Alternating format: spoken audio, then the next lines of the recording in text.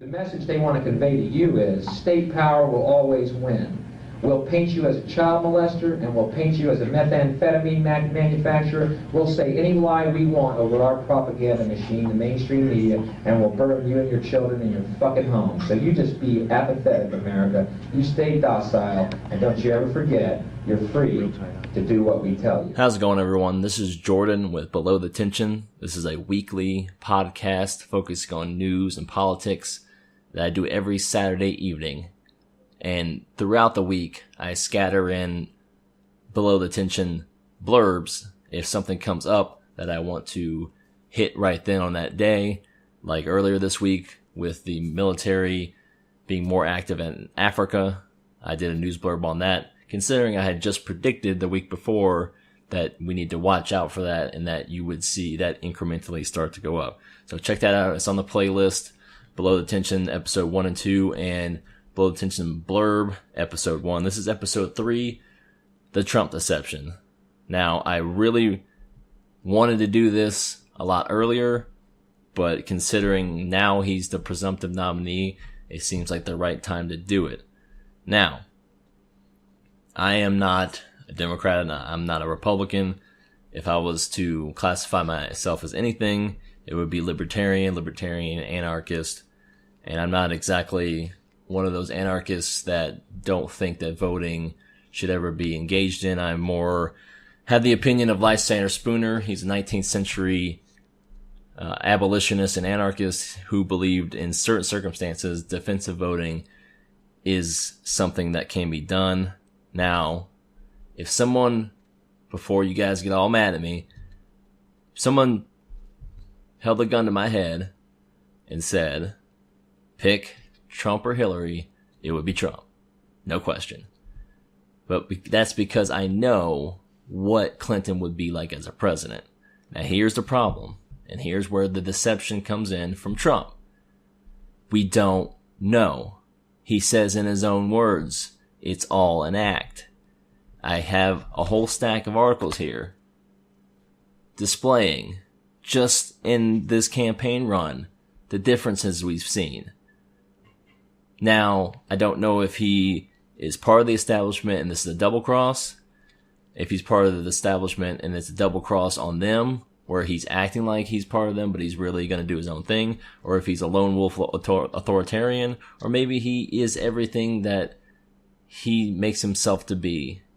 This nationalistic, he just wants to make America great again type guy.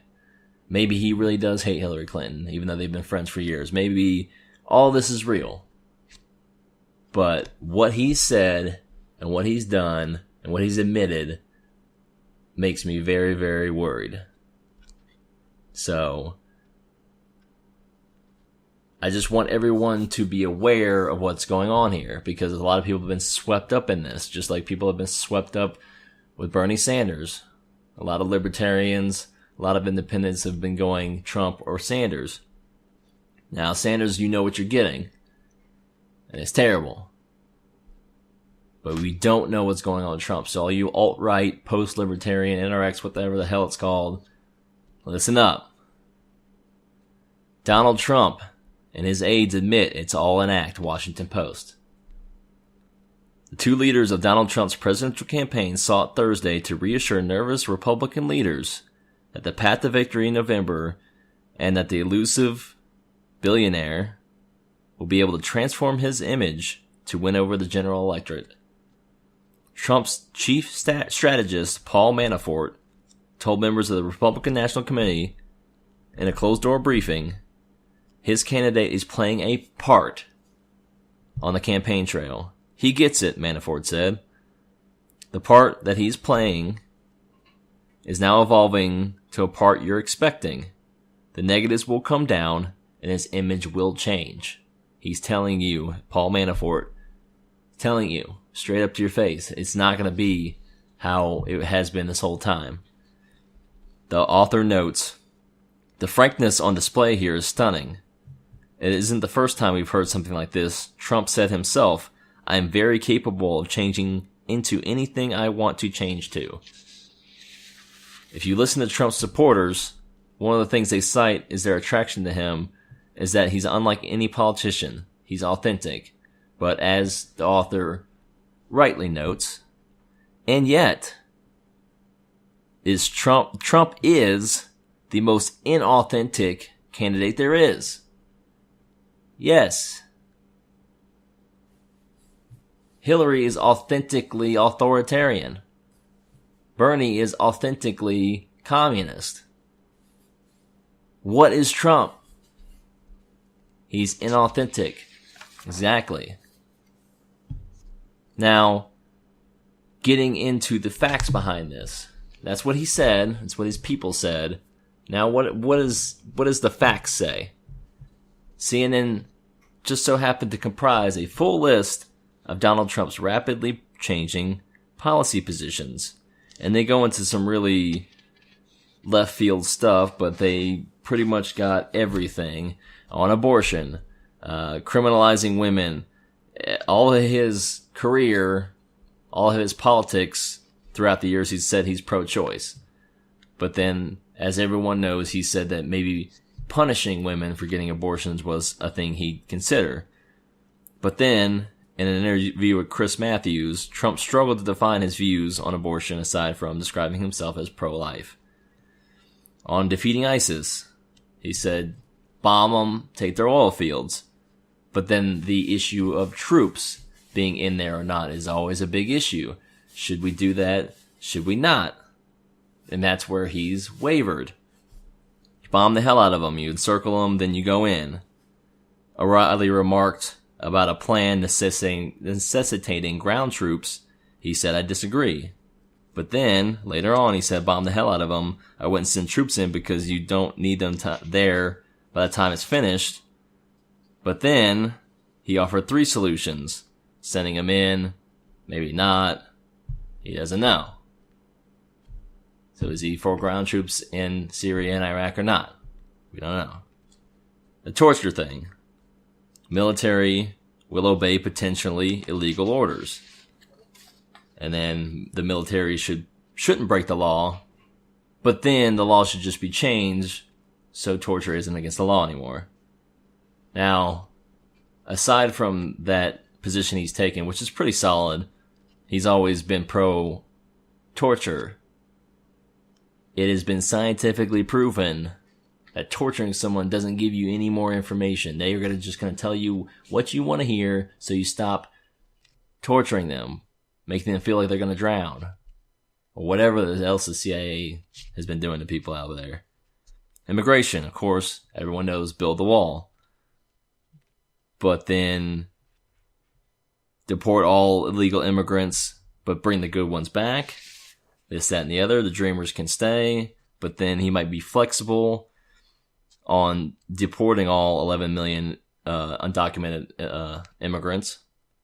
BuzzFeed reports that in line of an off-the-record talks with New York Times, Trump admitted this is just bluster and starting off point for negotiations. He said that he may not deport undocumented immigrants as promised. So is he still going to build a wall too? What's the point of a wall if you're not going to put people on the other side of it?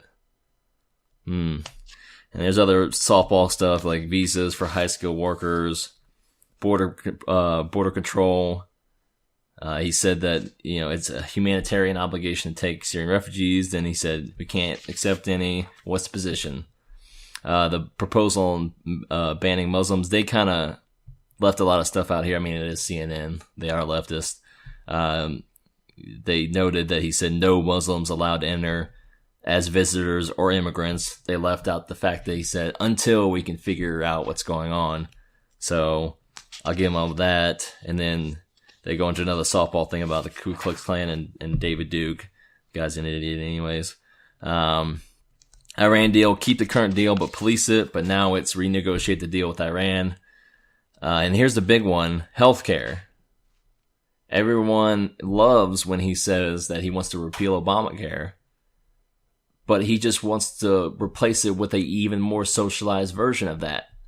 He wants universal single-payer healthcare, like Europe has, like Britain, like Canada. So, cheer all you want about him wanting Obamacare gone, but he just wants universal health care. Repeal Obamacare, replace it with something, basically. So, getting more into the Obamacare situation, on Sunday, 60 Minutes, Donald Trump said that Obamacare is a disaster and that the plans to replace it and repeal it with a government-funded universal health care plan.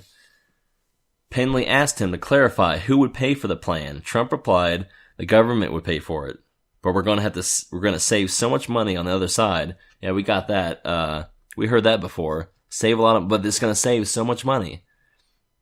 We're going to save so much money on the other side, but for the most, it's going to be a private plan, and people are going to be able to go out and negotiate great plans with differences with competitors, blah, blah, blah, blah, blah. It sounds like Obamacare. So what are you going to do? You're going to get rid of it. What are you going to replace it with? Who's going to pay for it? But you say, no matter what, everyone's got to be covered. That's universal health care. That's completely socialized health care, like how Europe has. Not exactly a Republican position. I'll sell that. Here we go with another one. And here's where really I start to get worried. Because policy stuff, this, that, and the other, the healthcare, the wall, the Muslims thing, that's all was to get the attention in the first place. Now we're getting down to brass tacks here. Donald Trump flip-flops on taxes and wages as he turns focus to the general election. Just 2 days into his general campaign, Donald Trump has already signaled that he may abandon his own positions on 2 major key issues: minimum wage and tax cuts. Trump put out a tax plan last year that included major tax cuts to income. But that was the old Trump, as the author rightly notes. Pressed by CNN on Thursday as to how he could simultaneously brand himself as a populist who would take on the wealthy elites while proposing sweeping tax cuts on billionaires, Trump backed away from his own plan. I'm not necessarily a huge fan of that. Your own plan. I am so much more into the middle class, oh yeah, I'm sure you are, who have been absolutely forgotten in our country. Trump's abrupt dismissal of his own tax plan, as the author rightly notes, which he regularly cited on the campaign trail, came a day after he signaled the possibility of raising the federal minimum wage, which would be a major reversal from his stance in the primaries. Again. So he reversed on his first plan, and in this article, Donald Trump tries to clean up his economic comments. He reverses on his reversal.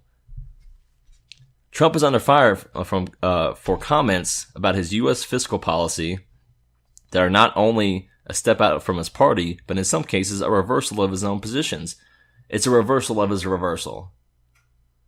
He sparked concerns last week, for instance, when he dubbed himself the king of debt in an interview on CNBC, and said he would be open to negotiating the public debt by treating it like a business deal. But on Sunday, Trump said he never meant to suggest that he wanted the U.S. to default on debt because the country can just print money. Yeah, you can't go into debt if you just print money. The debt ceiling doesn't raise the debt. Sounds kind of Obama-ish to me. What does he mean? Does he even know what he's talking about? Is this all an act? We don't know. Trump also walked back on comments on taxes. Appearing on Sunday morning shows, Trump suggested the wealthiest were likely to pay more taxes under his administration. The remark raised eyebrows. But during New Day interview, he said that he was referring to the willingness to consider changes to his own tax plan rather than the existing tax code, insisting that wealthy Americans would ultimately pay a lower tax rate under his plan. Reversing the reversal, the reverse. Well, that first reversal, I'm modifying that other reversal. Are you getting the picture now? You can't trust him.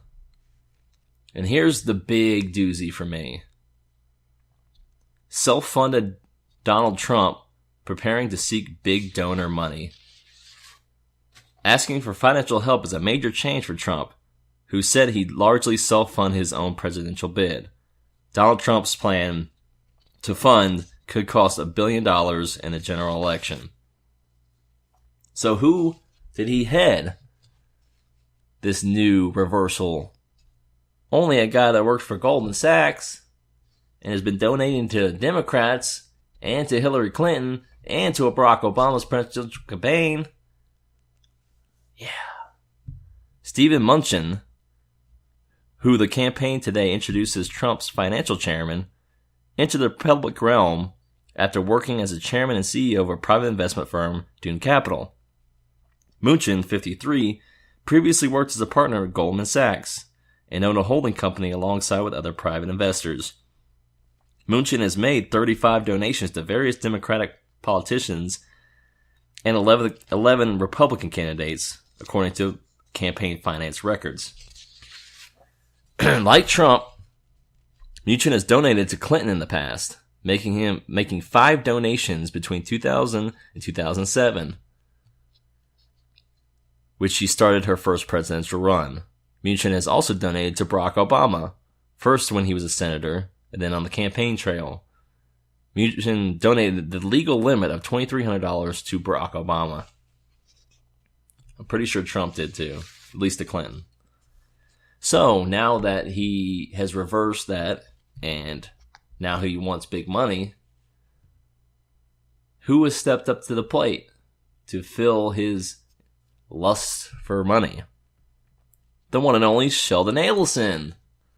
The casino manager, Sheldon Adelson, told Donald Trump in a private meeting last week that he was willing to contribute more to help him elect him than any other previous campaign. A sum could exceed $100 million. Adelson wants to give to Trump. Not if he's reversed and said he'll no longer self-fund. Mr. Adelson, a billionaire based in Las Vegas, has decided that he will significantly scale back contributions to Republicans and direct all that money into Donald Trump's campaign. Mr. Adelson, 82, chief executive of Las Vegas Sands, is among the world's wealthiest individuals and given hundreds of millions of dollars to Republican candidates over the years. Mr. Adelson is frustrated by congressional gridlock and believes the only way to affect the country's political system is to ensure a Republican president is elected, say Republicans familiar with Adelson. Mr. Trump assured the Adelsons that he was dedicated to protecting Israel. Mr. Trump targeted Mr. Adelson back in October on Twitter, writing that Mr. Adelson wanted to make Senator Marco Rubio his perfect little puppet. So what does that make you, Mr. Trump? Are you now a perfect little puppet? We don't know. That's the whole freaking point. Donald Trump says he will not release his tax returns before the November election. There's nothing to learn from them. It's none of your business, he says. So what's the big deal with his tax return? He says he's being audited and he can't or won't release them until the audit's done, but he's been being audited, he says, for years and years and years, so I don't see them being released before the election. So what does that mean? Well, there was speculation from CBS, 5 ways Donald Trump's tax records could spook voters. And this is all speculation, of course, but they gave some good points. Number 1, it could expose how the 1% dodges taxes.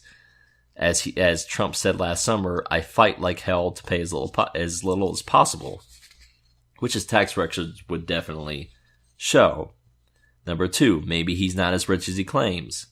Certainly no IRS form shows all of Trump's assets, but Trump claims that he's $10 billion net worth, although Forbes magazine puts it at about half, $4.5 billion.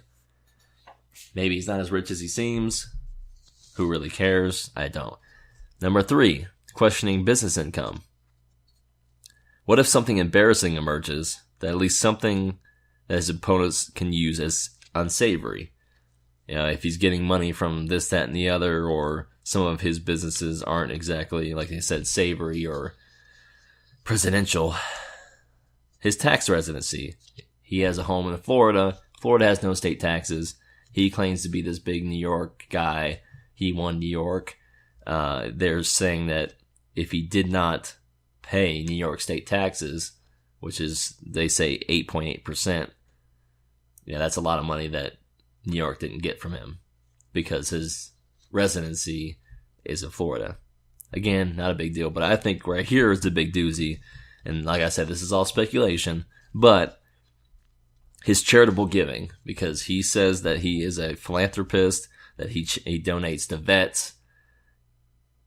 His assets, how much he's worth, the tax records would not show that, but what he donated did or will. Trump says he personally donated $102 million to charities over the past 5 years. His tax records would definitely indicate whether this is true or not, or whether he actually did benefit disabled and veterans. Now, finishing up here is an article, Why Donald Trump Must Explain His Flip-Flops. And this is really what it comes down to, what I've been harping this entire time. We don't know what's going on. And this guy, Michael D'Antonio, really kind of cements it down. And all of these articles are linked below in the comments. What's Trump's temperament? Trump's code begins with a belief that if it's justified to hit 10 times harder back whenever he's offended. Would President Trump hit 10 times harder back at North Korea for detaining spy ship Pueblo? What about downing the Malaysian Air Flight 17 over the territory in Ukraine? U.S. intelligence indicates that Russia most likely was responsible. Would Trump have responded by downing 10 Russian aircraft? What does Trump believe? Well, than any political figure in modern times, Trump represents an ideological puzzle. I have been saying this whole time, we don't know. We don't know. He is often been associated as a liberal and with Democratic Party ideas. The list of Trump flip-flops is long and includes positions on the wars on Iraq and Afghanistan. And with regard to Hillary Clinton's performance as Secretary of State, he said she was great. She was awesome. But then, of course, when he got on the campaign trail, she's the worst Secretary of State in history. Yeah. And like covered before, how rich is he? Is he a man of character? So, in summary, like I said, I'm not saying he's a bad guy. I'm not saying he's a good guy. I'm saying we don't know. And people are throwing everything behind them. And as the first article put it, we don't know. They say it himself, that this is all an act. So what's the act? What's the real thing? Do we have to wait until he's president to find out? I guess so. What's real? I'm going to be like Alex Jones. What is it? What is it? You tell me. Is he a plant? Is this all an act? Or is he double-crossing the elite? Or is he his own authoritarian, like lone wolf, like I said? I don't know. And neither do you. And neither does anyone else except for him. And that's what scares me. So before anyone throws everything they have behind this guy, just because Hillary is so bad, think about what could be the worst possibility out of this. Just like with Barack Obama, people defend him till the end because they supported him as president twice. Now, if Trump ends up being the worst of what he could be, imagine how many people stick behind him. I know Trump is bad, or good, or indifferent. But I know Hillary's bad. I know Bernie is sincere, but worse. I mean, he's almost out of here anyways. But we don't know.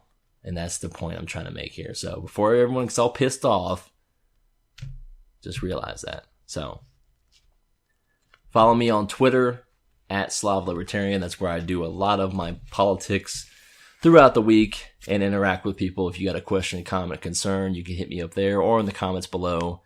And check out episode 1 and 2 of this full podcast, and check out blurb number 1. It was called Look to Africa. It's under 5 minutes, real short stuff. So thank you for watching, and have a nice day.